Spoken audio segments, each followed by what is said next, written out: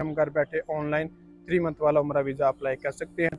ये अक्सर send to embassy कर देते हैं या इसको रिजेक्ट कर देते हैं। क्या इम्तियाज़ भाई, हम अपनी फैमिली को जहाँ पे हम रहते हैं, जहाँ पे हमारी रहाइश है या जहाँ पाकिस्तान में रहने वालों के दोस्तों, ये बहुत ही मुश्किल सा काम होता है। अपनी फैमिली को अगर बुलवाना चाहते हैं तो वो यहाँ से खुद वीज़ा निकलवा सकते हैं। अस्सलाम वालेकुम भाई, कैसे आप? उम्मीद करता हूँ सब खैरियत से होंगे। सबसे पहले तो ज़ुल्फ़ा की ज़ात पे करोड़ों दुरूद सलाम सल्लल्लाहु अलैहि वसल्लम। इस वक्त मैं मौजूद मदीना पाक में। आज की वीडियो दोस्तों हम लोग बात करेंगे, बहुत सारे लोगों ने मुझे कमेंट्स किया, क्या इम्तियाज़ भाई हम घर बैठे ऑनलाइन 3 मंथ वाला उम्रा वीज़ा अप्लाई कर सकते हैं। और इसके अलावा दोस्तों और भी लोगों ने सवाल पूछते, क्या इम्तियाज़ भाई हम अपनी फैमिली को मक्का मदीना के अलावा, यानी कि जो सऊदी अरब की अदर सिटीज़ हैं, जैसे मक्का मदीना तो आप आ ही सकते हैं, इसमें कोई शक नहीं है। इसके अलावा जो अलग सिटीज़ हैं, अदर सिटी हैं, जैसे तैफ है, तबूक है, रियाज है, जिद्दा, अल कसीम, बरेदा, यानी कि मुख्तलिफ सिटीज़ में हम अपनी फैमिली को बुलवा सकते हैं। और सबसे जो अहम पॉइंट था वो ये पूछा जा रहा था कि क्या इम्तियाज़ भाई हम घर बैठे 3 मंथ वाला फैमिली उम्रा वीज़ा अप्लाई कर सकते हैं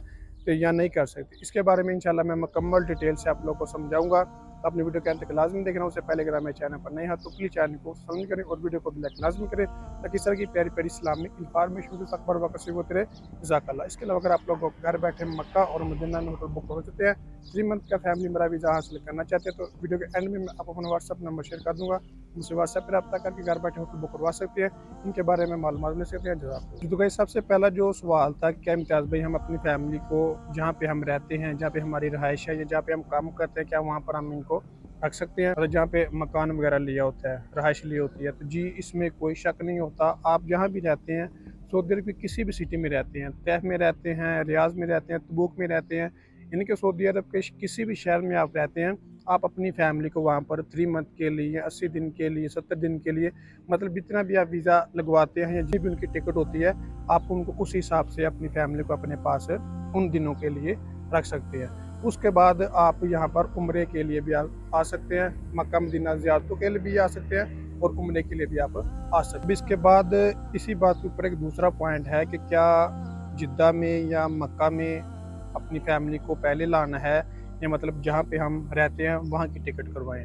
तो इसमें भी कोई मसला नहीं है, आप जहाँ भी रहते हैं आप अपना कोई करीबी एयरपोर्ट देख लें, आप वहाँ की टिकट करवा लें। जैसे कि लाहौर से रियाज की, लाहौर से तैफ की, आपको जिद्दा या मदीना की डायरेक्ट टिकट करवाने की भी कोई ज़रूरत नहीं है। हाँ, आप अपने करीबी शहर में देखें, सिटी में देखें, जहाँ भी करीब कोई एयरपोर्ट है आप वहाँ की टिकट करवा लें। हालांकि मक्का यानी कि जिद्दा और मदीना में इनके ऊपर थोड़ा सा मसला होता है अगर 3 मंथ पे आते हैं तो।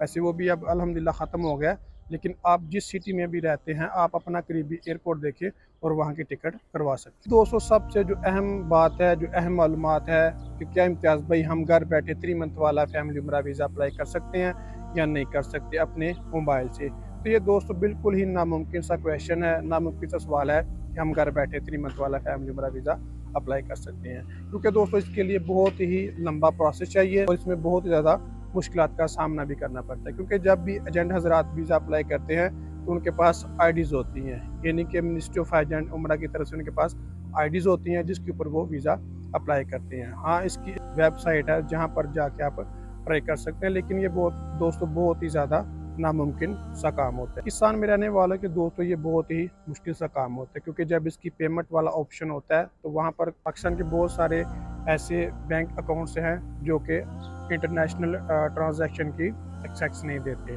क्योंकि इन्होंने तो यहाँ पर जारी बात है पैसे काटने हैं रियाल्स में। क्योंकि दोस्तों जब वीज़ा उम्रा अप्लाई करना होता है इसके लिए बहुत ही ध्यान से और जहन से काम लेना पड़ता है। खुदा न खास्ता अगर आपसे एक स्पेलिंग की या आपके हिस्सों की गलती हो गई पासपोर्ट में तो आपका वीज़ा रिजेक्ट हो जाएगा और आपकी जो पेमेंट है वो भी ज़ाया हो जाएगी, वो वापस नहीं होती।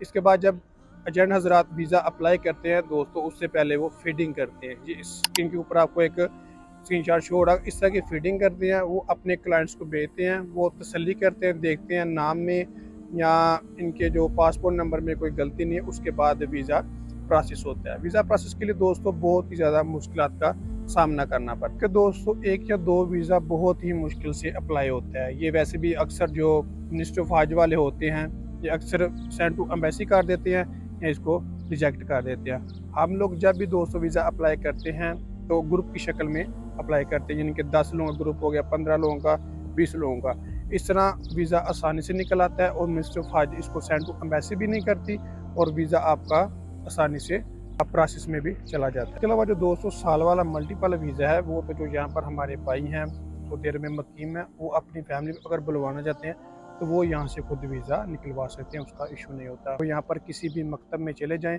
तो वहाँ से तशहीर निकलवा के, वीज़ा निकलवा के, तो अपने जो कफ़ील होता है वो भी कफ़ील की इजाज़त से निकलता है। इस तरह वीज़ा वो नहीं निकलवा सकते। उसके ऊपर सिर्फ आप अपनी फैमिली को ही बुलवा सकते हैं। तो वो कफ़ील की इजाज़त के बगैर बिल्कुल भी नहीं निकलता। हाँ, वो वीज़ा निकलवा के आप पाकिस्तान भेजते हैं। इसके लिए दोस्तों आपका जो निकाहनामा है ना, वो भी टेस्ट करवाना लाज़मी होता है। तो लाहौर में जाके अपना पहले निकाहनामा लाज़मी टेस्ट करवाएँ। जब आप लोग वहाँ पर जाके अपना निकाहनामा टेस्ट करवाते हैं तो आप इंटरनेशनली तौर पे मैरिड हो जाते हैं। खुदा ना खास्ता कल को यहाँ पे कोई मसला होता है, यहाँ पे कोई चेकिंग वगैरह होती है, जब वो आपको चेकिंग करेंगे कि हाँ, ये हमारी फैमिली है, हमारा इंटरनेशनल तौर पे मैरिड है।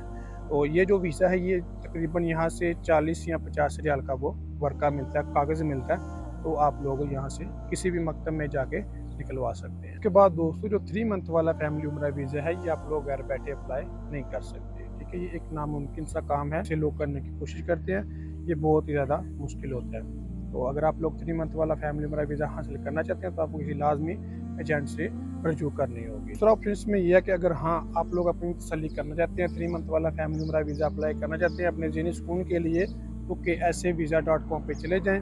ये गूगल पे जाके आप सर्च करेंगे ये वाली वेबसाइट, तो वहाँ पर आ जाएगी। वहाँ पर जाके आप अपनी तसल्ली कर सकते हैं, क्योंकि ये एक बहुत ही ज़्यादा मुश्किल और लंबा प्रोसेस है।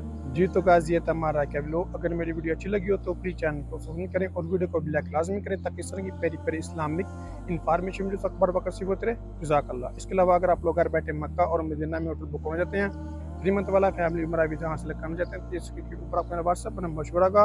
हम मुझसे व्हाट्सएप पर रब्ता करके घर बैठे होटल भी बुक करवा सकते हैं, ट्रैवल के हवाले से कोई भी इन्फॉर्मेशन ले सकते हैं और 3 मंथ वाला फैमिली उम्रा वीज़ा भी हासिल कर सकते हैं। जज़ाकल्लाह।